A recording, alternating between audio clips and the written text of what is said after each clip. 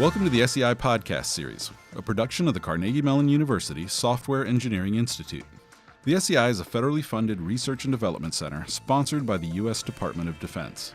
A transcript of today's podcast is posted on the SEI website at sei.cmu.edu/podcasts. In this series of podcasts, we are presenting excerpts from a recent SEI virtual event, Is Software Spoiling Us? Jeff Boleng, Acting Chief Technical Officer, moderated the discussion, which featured a panel of SEI researchers, Grace Lewis, Eliezer Kanal, Joseph Yankel, and Satya Venneti.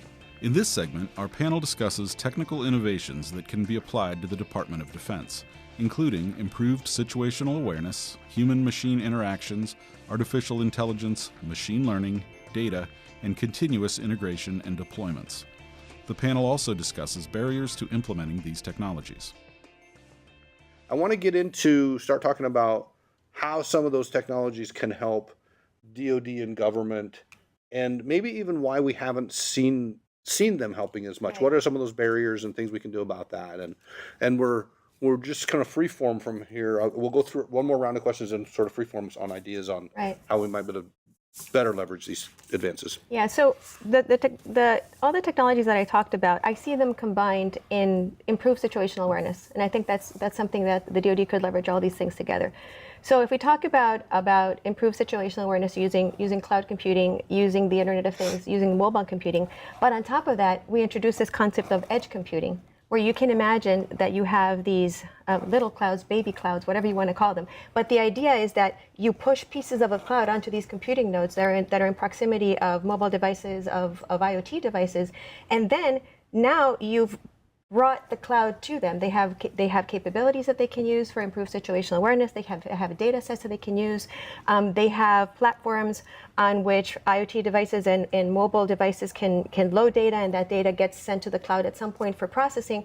So the idea is this continuum from cloud computing to edge computing to mobile computing to Internet of Things that really improves situational awareness, because you're bringing computing to the data, which is something that has been talked about before, instead of bringing data to compute. Right. Anyway, but some challenges that I understand are important challenges and real challenges for DoD is one is security. That's always been a big challenge when it comes to cloud computing, and when it comes to IoT devices, a big concern is untrusted supply chains. Because IoT devices, everybody's building one now, right? There are tons of them, and I think the DoD should be able to leverage those. Well, by and large, most IoT devices need to reach back to a cloud. Right. For some purposes, whether they're compute poor or whatever they are, Right. But so DoD doesn't typically like to give small sensors to people that continuously call home, right? Right.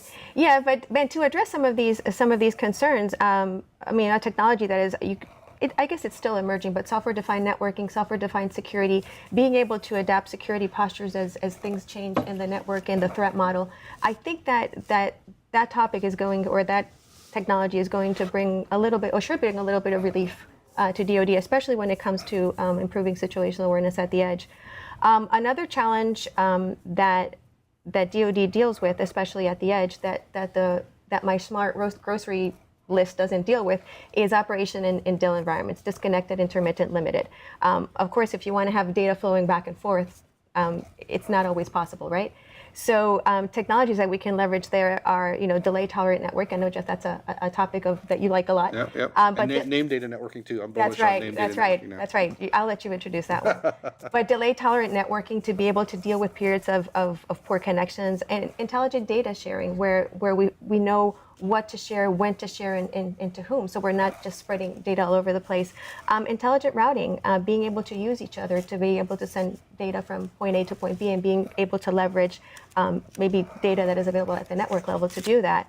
And also, like I said before, being able, if you're going to be able to push the cloud, to the edge, you have to have ways to package those capabilities, whether it's data sets, whether it's some very intense, machine learning algorithm, whatever it is.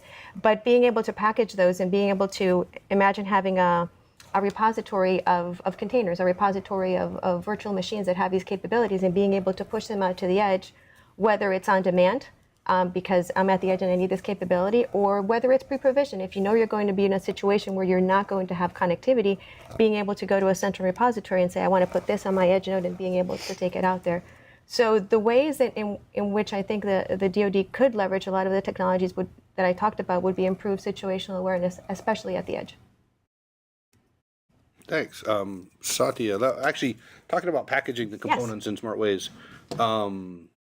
Satya and I traveled to a NATO exercise in Romania this last summer, and the translation engine for Google Translate on your phone, once you downloaded the language pack for Romanian, it operated without network connectivity because we were sort of out in the middle of nowhere anyway. But it was awesome. You can hold the phone up to any Romanian text, and it would translate as best it could to English, and we used it like crazy. Right. So you can imagine the edge nodes having all that information on there. Absolutely. Yeah, I've heard Cisco, I think, refer to that as fog computing.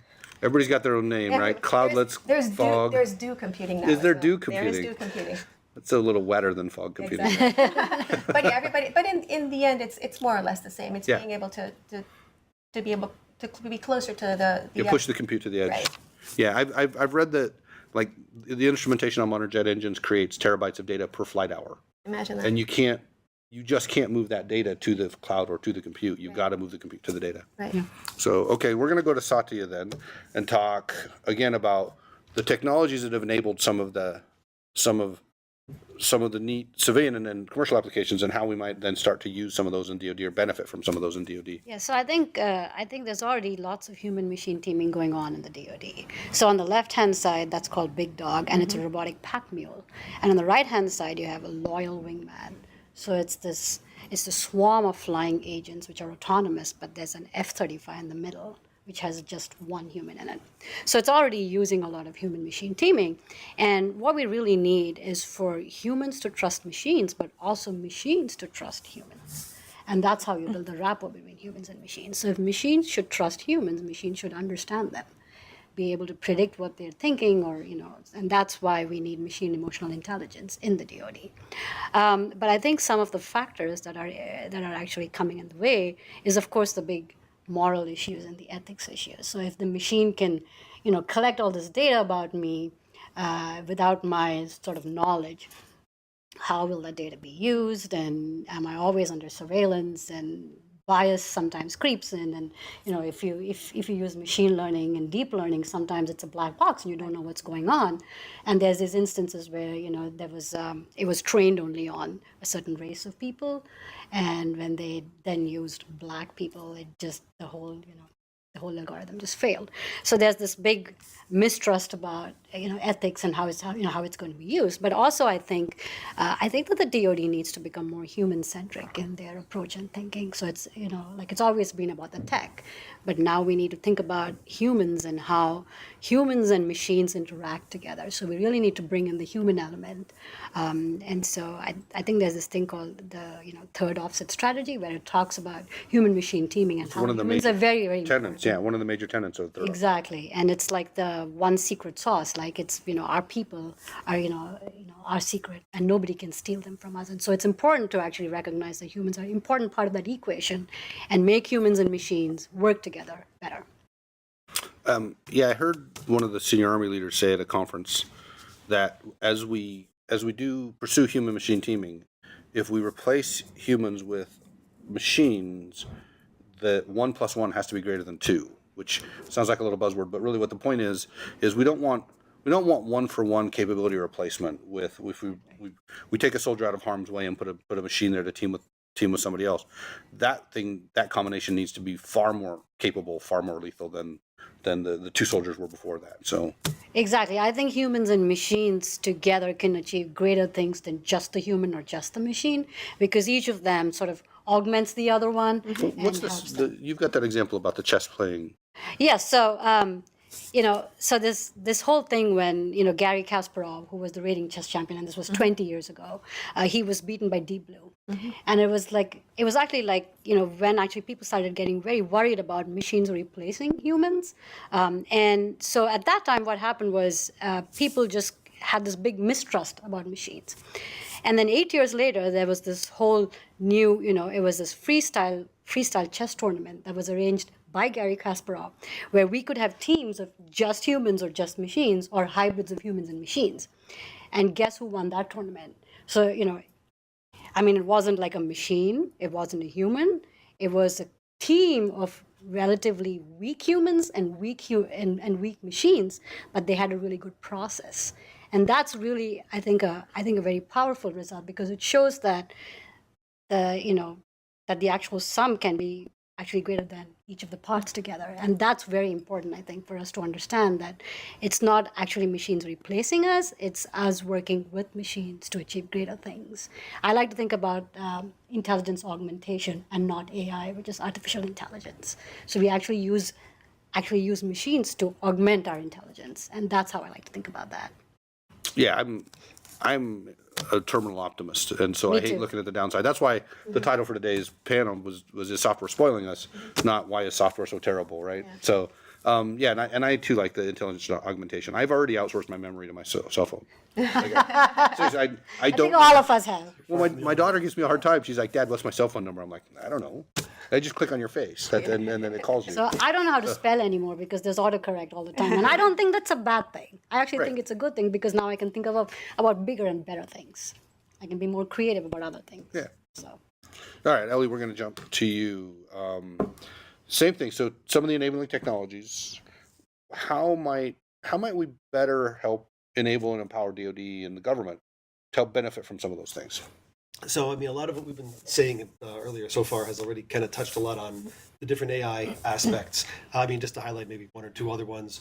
Yeah, image recognition, a lot of satellite imagery that's coming in. So the DoD could definitely use some automatic understanding of what's in the image. I have a slide here. It's interesting because Google, and as well, I don't want to highlight Google too much, many of the other players in this AI field have gone beyond simple image recognition, that they can now identify that this is a smiling woman with a straw hat with her dog. And there's contextual information. They could actually start extracting where she's sitting. There's a lot to be done with images. So that's sort of that has a very obvious relevance, I think, to the DoD. There's different areas, kind of ties back to what we were saying earlier about chess and Go and cars. There's a lot to be said about automated decision making. And having an algorithm that can take in all the input, situational awareness, as is being referred to before, if the algorithm knows everything, it's going to remember it a lot better. Sure, we can give it priorities, but it can definitely help with the decision-making process. So there's an awful lot to be said for that. The main problems that have kind of stymied getting this all into the DoD, first of all, these all rely on huge troves of data. We have that at the DoD. In fact, they have far more data than they can handle. But the problem is it's frequently siloed and segmented, necessarily so. So, this group can't see that data and this group can't see that data because this data is highly sensitive. And we really have to be careful what it is that we want to put together. There's a growing recognition everywhere, including in the government, that data is a liability. If I have data, that means the bad guys can get that data.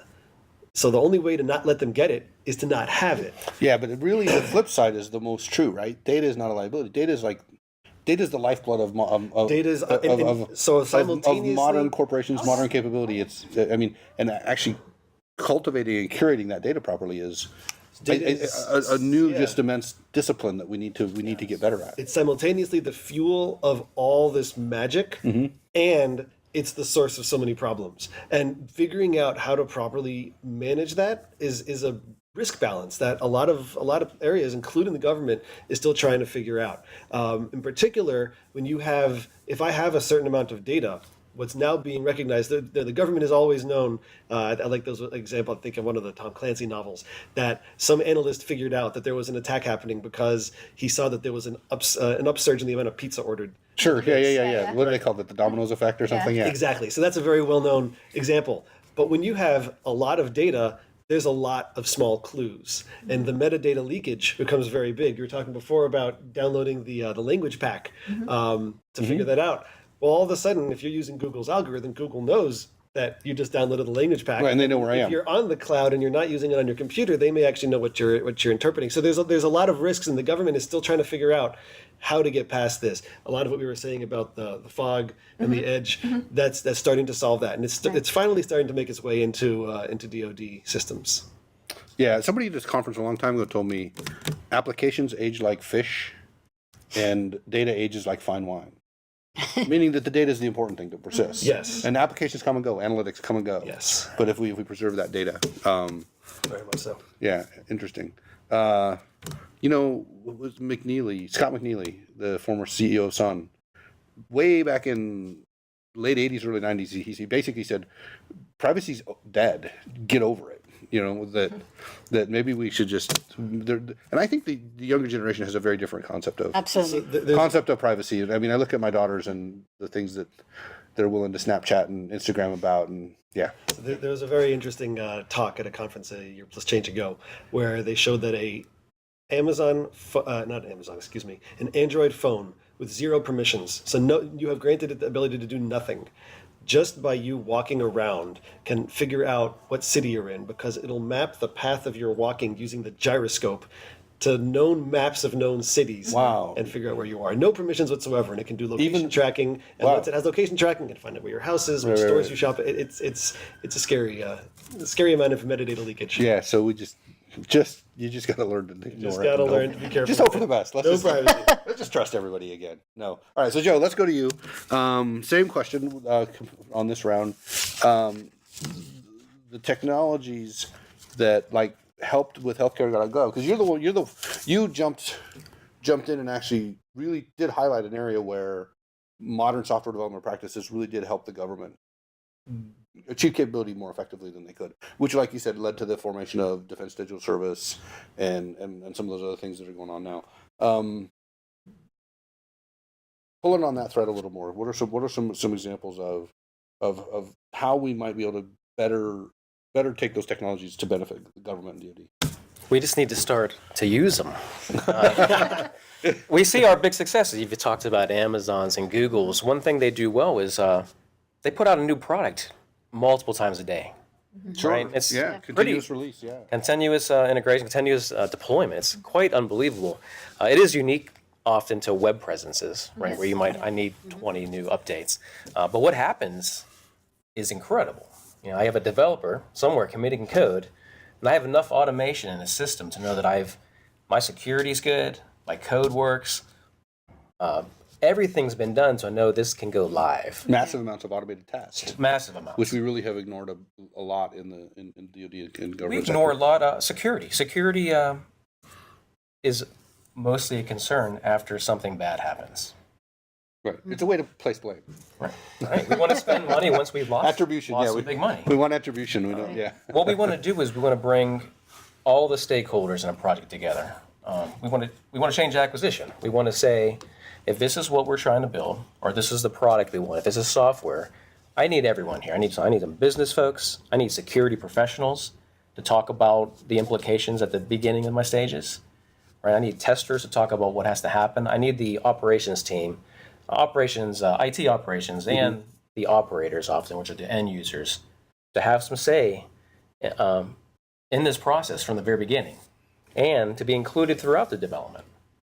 And so this is just a new thought process for DoD, which has been relatively waterfall, relatively contract-based, which doesn't include, let's think about it. We have 3 years to get a project done. I usually don't allocate a person from the government for 3 years. He's going to receive this in 3 years and then take a look at it and then say, wow, this I can't get it to work. I don't know anything about this. Let me read about it. I'll get back to you in about 6 months and let you know what we think about this. Well, that's got to stop.